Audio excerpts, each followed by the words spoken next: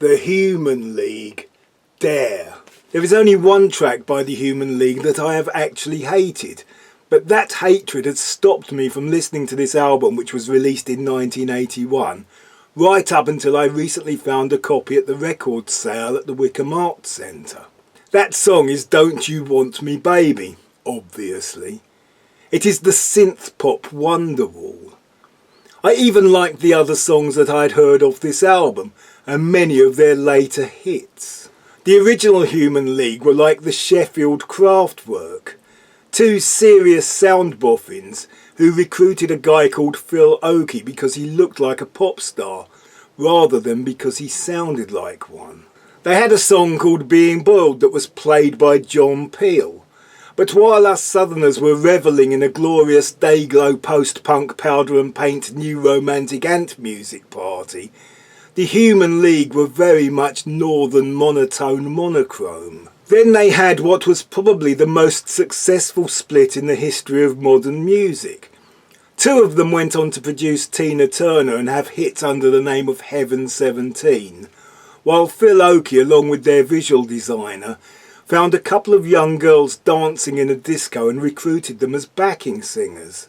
They then got some conventional musicians to play and program the machines and then made this album. It seemed that even as late as 1981 the appearances of male singers could still cause a stir. I remember seeing the Human League on Top of the Pops doing Sound of the Crowd. I was curious to see how a band that had been quite arty and intellectual had got into the charts. I liked the song, as did most of the people I spoke to the next day, and the backing vocal girls doing the dance of the time actually seemed to be quite appropriate. But the main event was Phil Oakey's hair.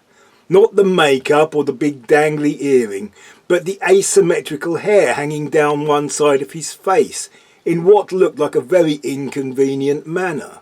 It was not that it was gender bending or even androgynous, though it did seem a bit subversive and sexy.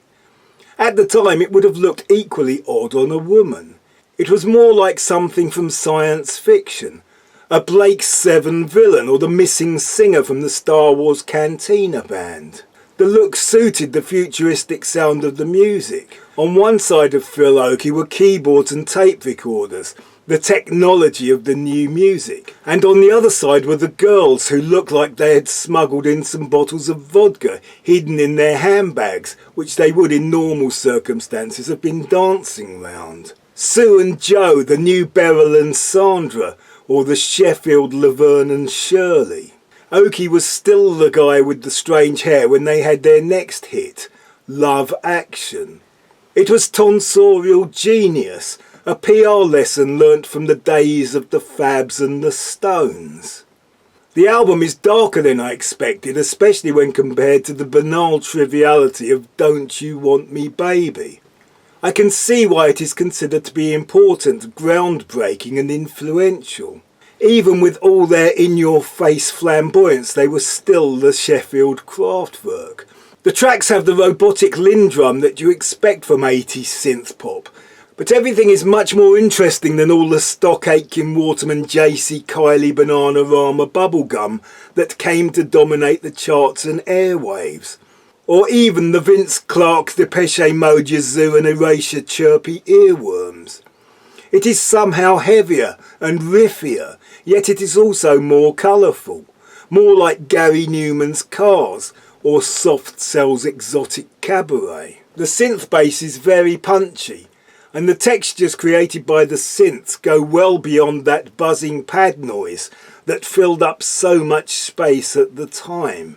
They can be unnaturally clean and bright, but also unnaturally dirty and distorted.